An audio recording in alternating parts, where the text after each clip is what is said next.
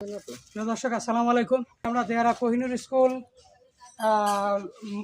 মাঠের স্কুলের যে গেটে আমরা বৃক্ষরোপণ করতেছি এবং আজকে আমাদের এই অঞ্চলের অর্থাৎ খুলনা ৪ সংসদীয় আসনের সাবেক এমপি জনাব শেখ সাইদুর রহমানের মৃত্যুবার্ষিকী।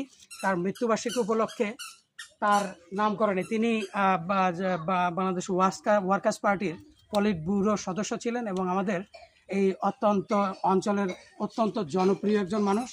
তার স্মরণে আমরা আজকে একটি কৃষ্ণচূড়া আমরা কোহিন স্কুল মাঠের গেটের দুই সাইডে 2টা কৃষ্ণচূড়া লাগাবো, তার নামে আজকে আমরা বৃক্ষরোপণ করে দিলাম।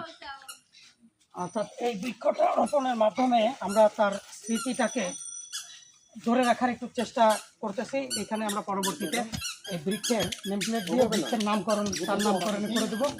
তো এইভাবে করবেন। আজকে আমরা স্মরণ করতেছি সেই অবিস্মরণীয় নেতাকে, যিনি আমাদের মাঝে নাই।